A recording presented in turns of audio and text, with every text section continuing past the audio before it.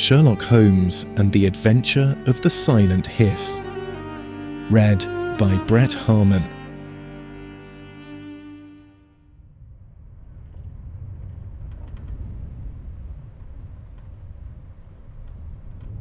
I sat across from Holmes, as I had many times before. But for all our tangles with crime, including our recent escapades in Forest Row, I had never had such a weight in my stomach as I did now, with the news I had to deliver. Noticing some concerning symptoms, I had persuaded him, with some difficulty, to allow me to act as his physician and investigate further. I began to speak, but he cut me off. "I have cancer," he said bluntly. Slowly, I nodded. Holmes went still. His stillness in itself was nothing unusual. I had seen him sit perfectly still, deep in thought for hours as he worked through a case in his extraordinary mind, or sit without moving a muscle in pitch black for hours on end while waiting for a criminal to reveal themselves. But this was a different stillness. This was the stillness of a man used to being in control, a man whose world was being thrown upside down, and who was doing his utmost to stay upright. We sat there in silence. For how long, I don't know. Eventually, he asked if I had heard a hissing sound on my way in. Bemused, I told him I had not. "Perhaps," Holmes conjectured, "being an emotional creature and not the most observant, you were distracted by the news you came to break and did not hear." This was not the conversation I had planned for, and I was struck dumb. "Would you be good enough to observe on your way out, Watson?" Taking the hint, I rose to my feet. I decided to give him space to process the news in his own unique fashion. "Remember, Watson, to remain discreet." I bristled at the implication that I would not be. "It could be a great celebration for the criminal underworld," Holmes elaborated. "They must not catch wind of it." This was certainly a true statement, and I was somewhat pleased to see his confident manner undiminished. However, I was concerned he was not processing the news, but focusing on work as a distraction. "Of course, I won't say a word," I assured him. "But Holmes, your work is not the priority right now." He did not respond, so I saw myself out for a walk, promising to talk further in the morning. As I walked down the street, I heard a melancholy tune from above. The exquisite notes of his violin told me of his inner turmoil in a way words had not.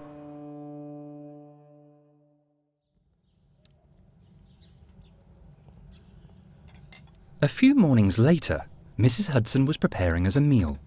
I was at the table reading a research paper when I sensed her hovering above me. Looking around furtively, she sat down. I laid down my reading to see what was wrong. Her words spilled out, jumbled and confused.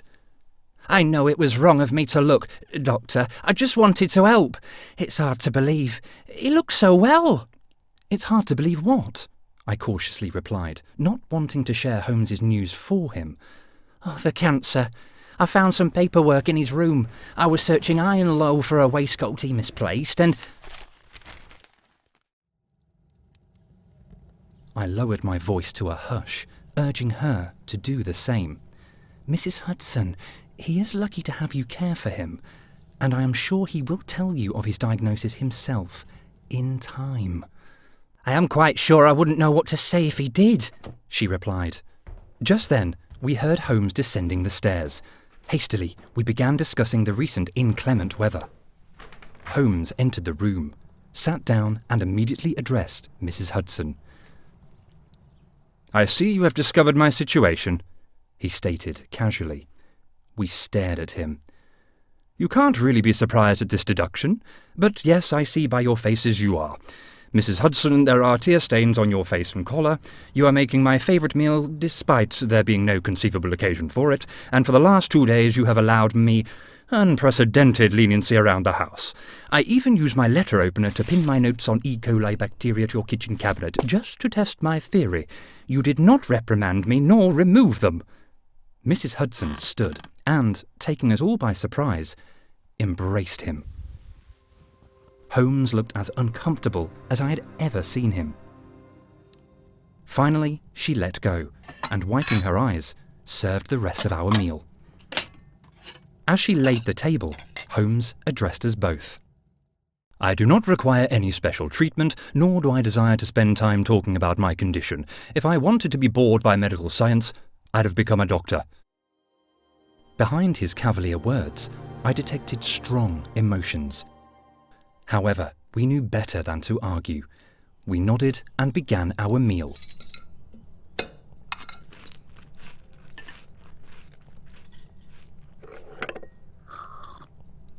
"Much more pressing is this hissing noise. Did you hear it the other night, Watson?" I caught Mrs. Hudson's eye. I could tell she shared my thinking, that this was his mind's way of distracting itself from the reality of his condition. "I have to say, I did not hear a thing," I humoured him. "And you, Mrs. Hudson?" She shook her head, catching my eye again. Holmes observed our looks. Exasperated, he was about to scold us, when the doorbell rang. "I suppose you both heard that," Holmes remarked bitterly. It was a young doctor friend of mine who had some experience in treating cancer. I had asked him to come and offer advice to Holmes. He also connected those who faced cancer diagnoses in the hope they might learn from each other. However, Holmes merely nodded along, then asked at the earliest opportunity if he heard a hiss. Embarrassed, I thanked my colleague for the favour and walked him out, off to conduct my rounds.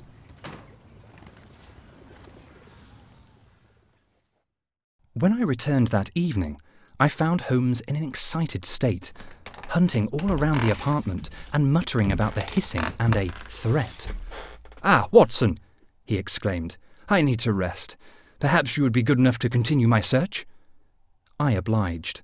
I would have obliged him with anything under the current circumstances, and he knew it. He lay on the sofa as I followed his orders, believing myself on a wild goose chase, but pleased to at least see him resting. I was reaching my hand out of the window and into an old drainpipe when Holmes sprang to his feet. "Watson, how have I been so blind? This diagnosis has distracted me. You may stop the search. You will find nothing." I tried to engage him in talk after that, but he was absent and distracted. Eventually, I stood up to retire to my own room.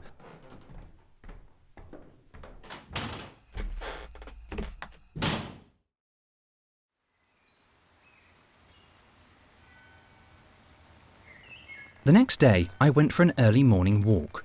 Holmes was still asleep, though there was nothing unusual in that. I brought in the morning paper out of habit, but as I walked through the front door, thought better of bringing it inside, as I did not want my patient excited. I hastily shoved it in with the umbrellas and walked upstairs. Holmes was already awake and pacing his room.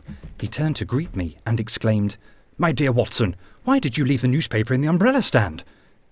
My surprise at his seemingly psychic powers would usually have elicited a smirk of satisfaction. But today he took me through his deductions in as offhand a manner as I had ever known, stating his familiarity with my habits, the smudge on my right finger, and that any fool could deduce the most obvious place to stash a newspaper last minute was the stand by the door. Sheepishly, I went back down the stairs and retrieved the paper for him, feeling like a scolded dog. And indeed, it was dogs that were the theme of Holmes's fascination that morning. I had worried that the headlines would further pull him away from dealing with his health as he needed to. Yet he flicked straight past them to a tiny article about a child mauled by a local dog. "Would a spaniel attack a child, Watson?" Neither myself nor Holmes had been much interested in pets, and a dog attack seemed a small matter for his powerful mind. But I said I had not in my experience treated injuries from that particular breed. I was even more baffled when he noted down the local pet shop number, and I wondered if he was contemplating a companion. Indeed, it would do him good during this time. I pondered words to that effect aloud. Holmes looked at me in surprise. then snorted. The first hint of humour I had seen from him since he received his diagnosis. When I asked what amused him, he simply said, "All will be revealed in good time, dear Watson, all in good time." "Just make sure you are ready for a hospital visit on Thursday," I chided. "I will accompany you myself."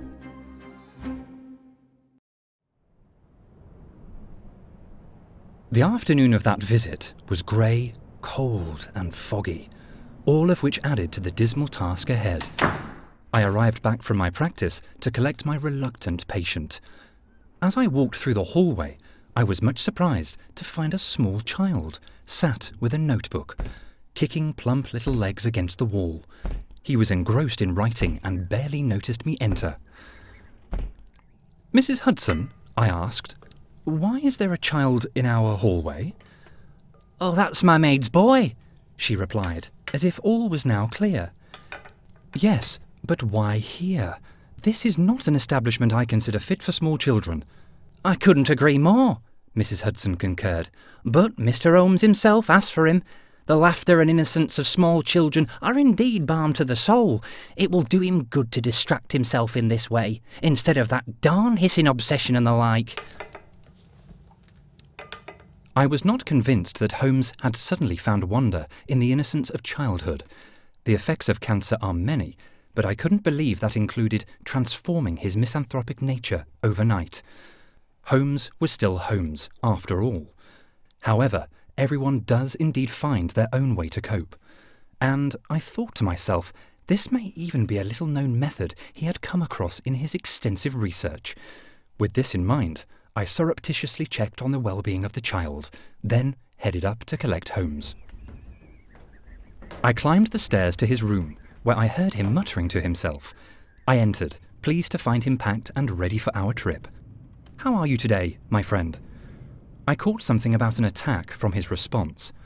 I did not know if he was referring to his cancer or his treatment, but I gently led him out, past the child and into a waiting hansom cab.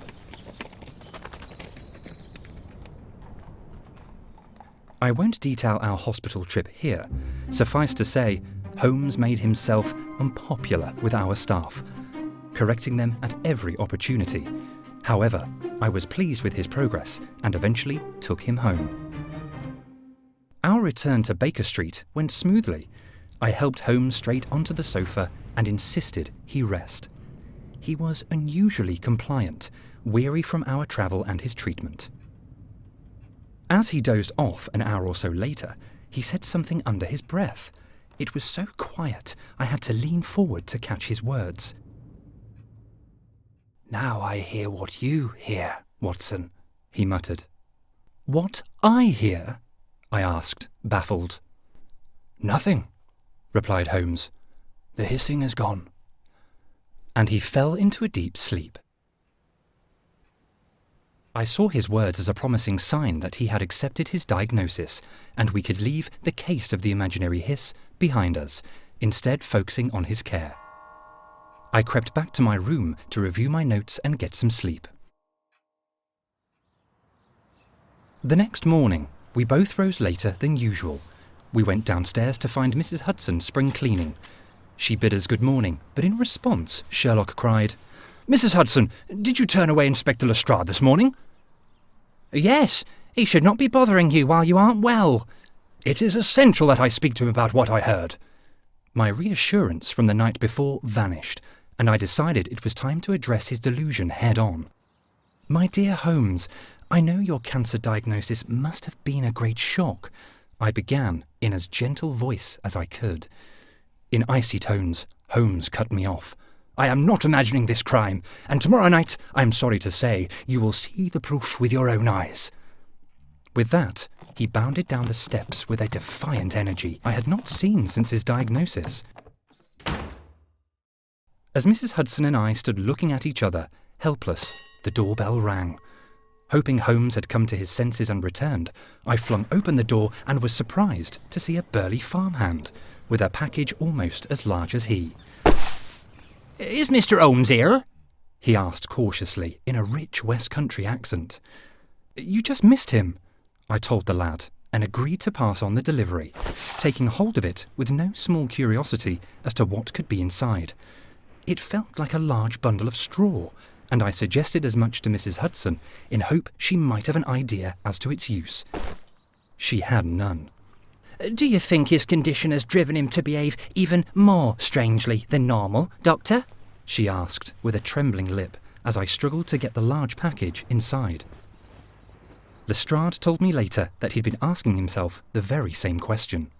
As Mrs. Hudson had shooed him out of Baker Street, she had let the cancer diagnosis slip.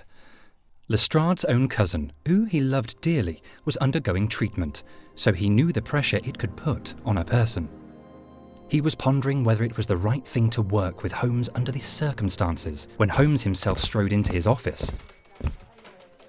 Lestrade stumbled his words, unsure what to say, when Holmes interjected, "I will save you the trouble here, Lestrade. I appreciate your concern and good wishes. However, we are here to discuss business. Business based on my powers of deduction, which are as sharp as ever. Indeed, focusing my mind on my work keeps me feeling myself, despite the unsettling impact of my disease. So, I do implore you, put aside your worries and talk to me as you always have. If you can do this, a spectacular arrest awaits you." Lestrade reluctantly agreed, but on the condition that Holmes spoke to his dear cousin Ingrid. He was pleasantly surprised when Holmes agreed, admitting he believed he could benefit from a conversation with someone living with a similar condition. Thus agreed, Lestrade promised Holmes he would be at Baker Street the next evening, with his wagon and several officers hidden in the streets nearby. Lestrade rang at Baker Street exactly on time the following evening. "There is no greater motivator for punctuality than curiosity, Watson," remarked Holmes as he was ushered inside.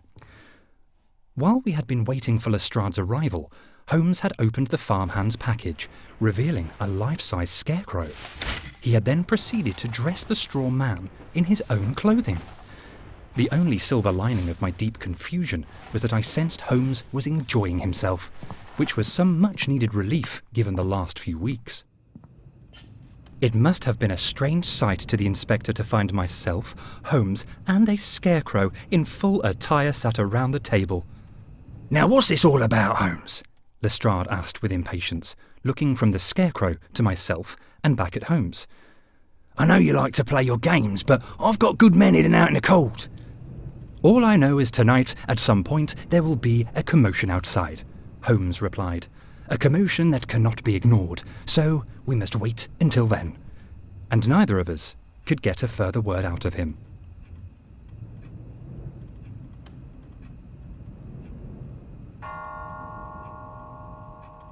Hours passed. I was about to insist Holmes got some sleep, both as his doctor and an exhausted friend, when we heard a high-pitched shriek for help. Lestrade and myself ran towards the door, but Holmes pulled us back. He flung open the front door and threw the scarecrow out down the stairs. The screaming stopped abruptly, and a pack of dogs launched upon the scarecrow, tearing it to pieces. Horrified, we shrank back in the doorway. Holmes indicated we were to be silent. Suddenly, the dog stood to attention and backed off our scarecrow friend, now torn to shreds. We heard heavy steps as a man approached to inspect the body. "Now, Lestrade!" cried Holmes. Lestrade leapt forward with his revolver and collared the man. He dragged him into the light of the porch, and I could not believe my eyes. "Stapleton!" I gasped. I had thought the Baskerville incident was the last I would ever see of this rogue, who had painted a vicious hound with phosphorus to terrorise and murder the Baskerville family and inherit their estate. I turned to Holmes, expecting him to reciprocate my shock and horror, but he looked on calmly, meeting Stapleton's eye. Stapleton himself looked half deranged, glaring at Holmes with such deep loathing as I had ever seen. He muttered not one word as Lestrade's team swooped in and made the arrest, Lestrade pausing to thank Holmes for handing him such a sensational and high-profile arrest. Once Stapleton was led away, Holmes suddenly looked drained of energy. I forced him onto his sofa, shouting to Mrs. Hudson for some hot tea. Annoyed, he swatted me away with the assurance he was perfectly fine. Yet, despite his assurances and my unanswered questions, I decided there had been enough excitement for one night and waited for morning to interrogate Holmes further. I stayed up much of the night trying to piece the tale together, and, next morning, was at the table eagerly awaiting Holmes. He sat languidly across from me, and to my relief, got straight to the story. "It's lucky I do most of my brilliant work sitting still," Holmes declared in his usual immodest manner, "as I really have been feeling off. In fact, it was as I was lying feeling off colour that I first heard that faint hissing. Now, my ears are finely tuned from violin playing, and the stillness enforced by my illness meant plenty of listening time. It was not long before I suspected it was in fact the traces of an extremely high-pitched noise. The failure of others to hear it only confirmed my suspicions. As we age, we lose the high pitches in our hearing, and few have the dedication I do to retain what we can. So I summoned a child to test my theory, and indeed this confirmed to me what I had deduced. The hiss was in fact a dog whistle." The lad could hear far more clearly than I, so he helped me establish a pattern, noting down every blow he heard. "But why was it hissing? To the human ear, the dog whistle sounds much like a hiss. I have suggested to you before," he continued sternly, "that you read my studies of sound in criminal investigations. Had I not been distracted with my condition, I should have identified it immediately."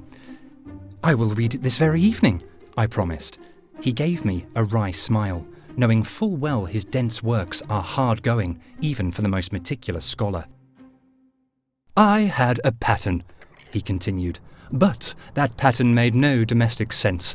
The frequency, the hours, suggested to me multiple dogs, and the proximity, that caused alarm. Why would anyone train a pack of dogs in a residential area? Added to a sudden spate of local dog attacks, and I was sure something sinister was afoot. I consulted my list of enemies. He tapped a long finger against his temple, took into consideration the modus operandi of known criminals, and, well, it was hardly a stretch from there to Stapleton.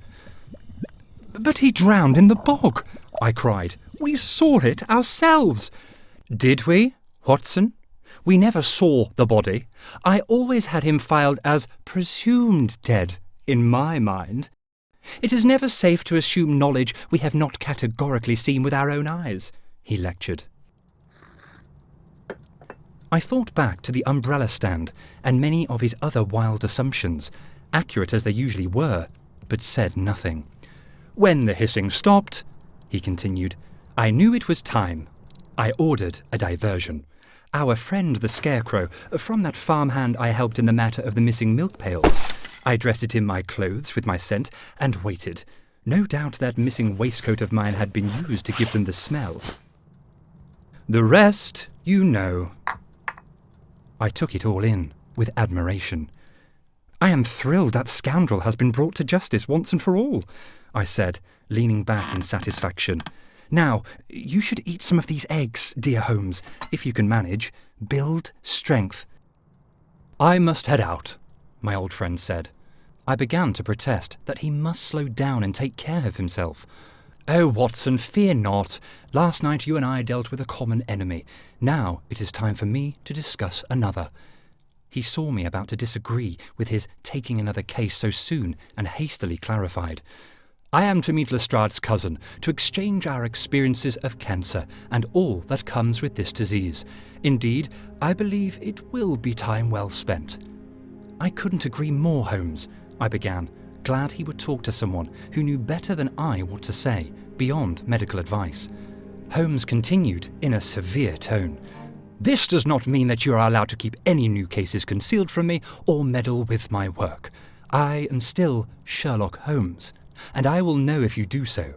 Furthermore, if you wish to continue documenting my work, albeit in your rather sensationalist fashion, I ask you keep to the facts of the case and keep my disease out of it. Are we agreed?" "Agreed," I assured him. "In fact," he continued, "there is a case that has piqued my interest in Dean Valley. Treatment allowing, I suggest we take a look. I will make the arrangements, I agreed gladly. Whilst I worried the excitement of crime solving may be bad for him, it was not my place. In fact, my dear friend Holmes was still the same razor-sharp intelligence, tenacity and ability to solve crimes like no one else could. And I knew we had many adventures left ahead.